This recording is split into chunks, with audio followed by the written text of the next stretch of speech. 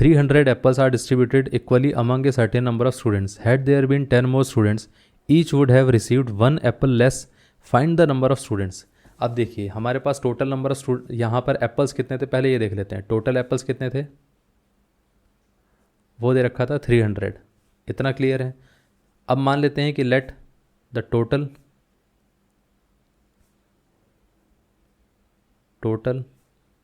Number of students be x. ये है. अगर हम देखें तो यहाँ पर हमारे पास x स्टूडेंट है और यहाँ पर टोटल एप्पल्स कितने हैं 300. तो हम ये बोल सकते हैं ना कि ईच स्टूडेंट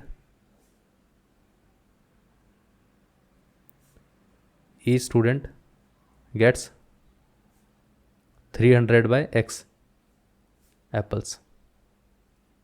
इतना क्लियर है. हर एक स्टूडेंट्स के पास 300 बाय x एप्पल्स आएंगे.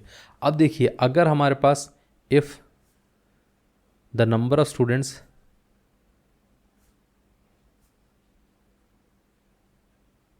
उसने क्या कहा था कि हमारे पास टोटल नंबर ऑफ स्टूडेंट्स अगर 10 यहाँ पर और ज़्यादा होते हैं, if the number of students are x + 10 मतलब 10 ज़्यादा होते तो क्या करते हम, तब हम बोल सकते थे कि यहाँ पर ईच स्टूडेंट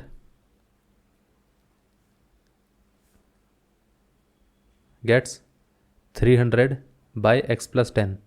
इतने एप्पल्स एक स्टूडेंट को मिलेंगे. इतना क्लियर है. अब देखिए यहाँ पर उसने कहा है कि अगर हमारे पास x स्टूडेंट थे तो एक स्टूडेंट के पास जितने एप्पल्स मिला करते थे पहले, उसमें से अब जितने मिलते हैं वो एक कम हो चुका है. मतलब इसमें से इसको अगर हम माइनस करेंगे 300 बाय x में से अगर हम दूसरे वाले को माइनस करेंगे तो यहाँ पर ओवरऑल कितना आएगा, 1 आएगा. क्योंकि जो पहले एप्पल्स से नंबर ऑफ एप्पल्स बच्चों को मिल रहे थे वो अब एक कम हो चुका है. इतना क्लियर है. तो ये वाली वैल्यू जो है वो इसके कंपैरिजन में 1 कम है, एक कम है. इतना क्लियर हो गया. तो यहाँ पर हमने इन दोनों का डिफरेंस लिख दिया 1. अब इसको सॉल्व करके देखते हैं. अब देखिए यहाँ पर x × x + 1 ये इसका एलसीएम आ जाएगा x + 10. अब यहाँ से 300 × कितना आ जाएगा, 300 × x + 10 और ये आ जाएगा 300 × x = 1. अब यहाँ से ये आ जाएगा 300x + 3000 माइनस का 300x bye x x² + 10x = 1.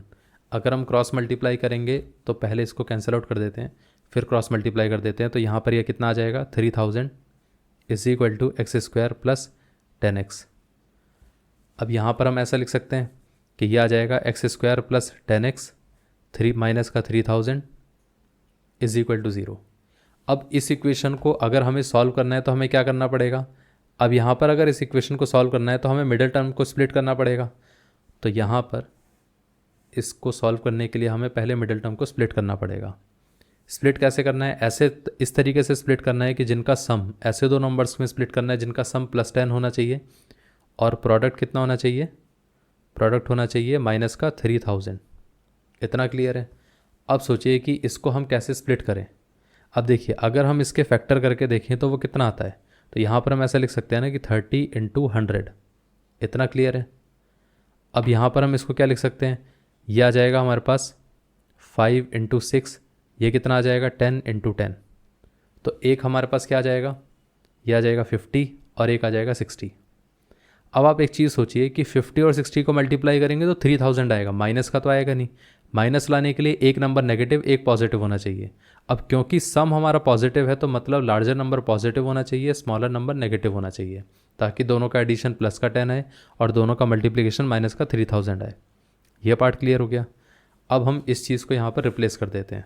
तो ये कितना आ जाएगा, माइनस का 50x प्लस का 60x माइनस का 3000 = 0 and this one is x².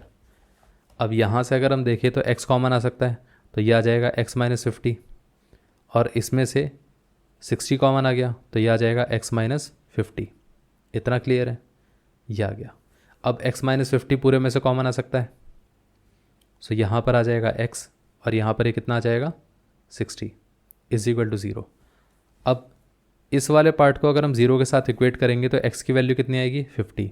इस वाले पार्ट को अगर हम 0 के साथ इक्वेट करेंगे तो x की वैल्यू कितनी आएगी माइनस का 60. अब -60 तो पॉसिबल हो नहीं सकता क्योंकि नंबर ऑफ़ स्टूडेंट्स कभी नेगेटिव तो हो नहीं सकते. तो आंसर क्या रहेगा, ये रहेगा. इतना क्लियर है?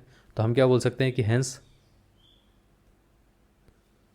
The number of students are 50। इतना क्लियर है? तो ये हमारे टोटल नंबर ऑफ स्टूडेंट्स थे। ये पार्ट क्लियर हो गया। अब आप इसको वेरीफाई करना चाहो तो वेरीफाई भी कर सकते हो। अब जैसे देखिए यहाँ पर अगर हम वेरीफाई करके देखें तो टोटल हमारे पास एप्पल्स कितने थे? 300 थे। और स्टूडेंट्स कितने थे? 50 थे। अगर हम यहाँ पर 300 को 50 से डिवाइड करेंगे तो कितना आएगा? ये आ जाएगा 60। इतना क्लियर है? अब सोचिए कि उसने क्या कहा था कि अगर हमारे पास यहाँ पर स्टूडेंट्स सिर्फ और सिर्फ 10 बढ़ जाते तो क्या हो जाता? 60 नहीं, यहाँ पर ये 6 आएगा। ठीक है, अब अगर हमारे पास स्टूडेंट्स 10 बढ़ जाते तो क्या हो जाता? 300 बाय ये आ जाता 60। जैसे ही 60 से डिवाइड करेंगे तो ये 5 आ जाएगा। तो पहले हर एक स्टूडेंट के पास 6 एप्पल्स आ रहे थे, अब हर एक स्टूडेंट के पास 5 एप्पल्स आएंगे। तो मतलब आंसर हमारा सही आ रहा है क्योंकि यही कंडीशन दी गई थी। इतना क्लियर है? तो ये आंसर था।